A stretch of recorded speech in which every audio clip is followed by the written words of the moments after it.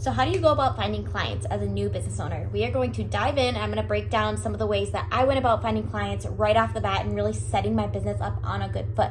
First of all, I just want to let you know that this is brought to you today by my free training. It'll be going down on September 24th. So you can join. I'll put the link below.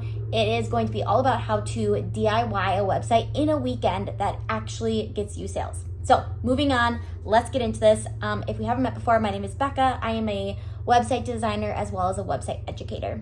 So in the beginning, I started off as a social media manager, photographer, website designer, logo designer. I kind of just did it all, right? And so I was just like, I just need some work. And you might hate my answer to this question, but you just need to put yourself out there. You would be really, really surprised by how some random person that follows you on Facebook that you added as a friend back when Facebook was a huge thing in 2010, has an uncle that just started a business and wants you for your services. So just putting it out there to your friends and family is a really good way to immediately get clients, because they are going to be your best referral network. Now, we can't rely on them for forever, but it really establishes you right off the bat. And then usually, once you get started and start building that referral network, if you're doing a good job, if you are, if you're ethical, you're going to just start getting the referrals in. So that's how you go about finding clients in the beginning, just showing up online. Also, just remember, you don't need to be an expert. You just need to be slightly more knowledgeable than your ideal client. So I just want to encourage you guys there. Just go out and every day try to learn something new about whatever your craft is. And over time, that will continue to build. I really listened to so many podcasts at the beginning. I was an avid listener of the Gold Digger podcast. And I just was constantly refining my marketing knowledge for my own good, but also for my clients, because I was doing a lot of marketing there. So that is my number one tip. Also, another really great way to go about getting clients is, you're gaining all this knowledge. Share that knowledge on your Instagram stories. Think of your Instagram stories as one coherent thought.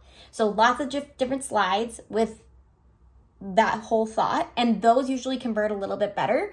But you can also take that, let's say it's 5 tips to getting your website showing on search engines. That can be a story, multiple stories you post.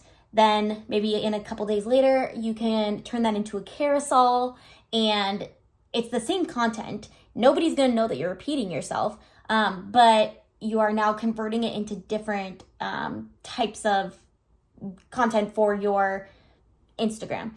Now, I am a huge advocate of blogging. I will say blogging is a long-term growth strategy. So I do think it's worth your time. I think if you gain knowledge about and have these 5 tips, turn that into a blog, but don't expect that that's going to convert to clients right off the bat.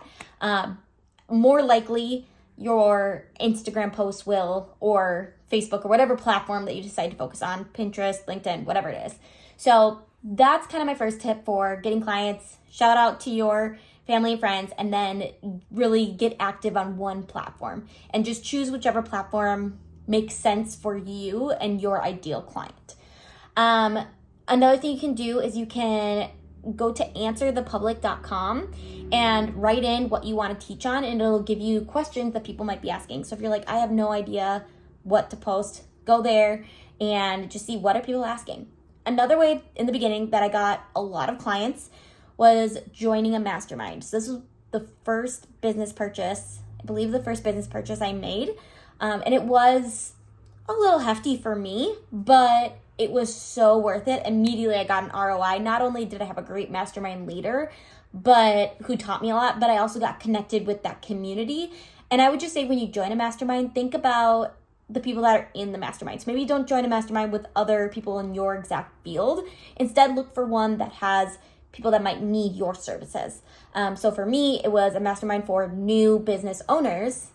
All those new business owners need websites, right? So all of a sudden I became the expert in that industry. So that's another great way to get clients. The last way that I think is a spectacular way to get clients is to join a Facebook group that is, again, not specific to your industry.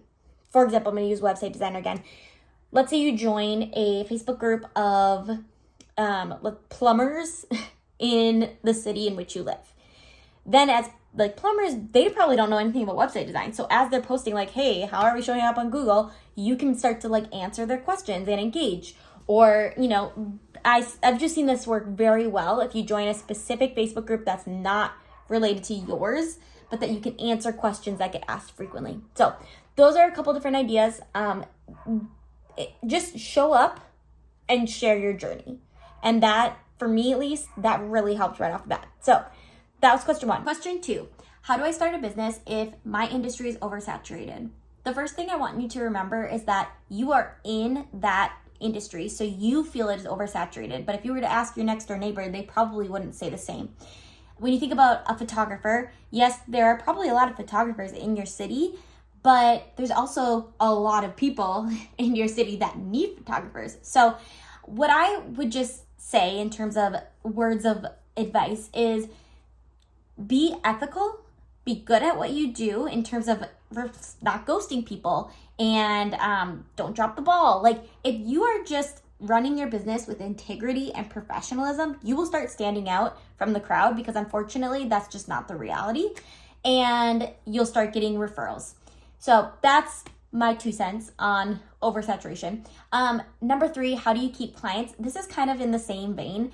I always operate from a place of integrity and value and being professional.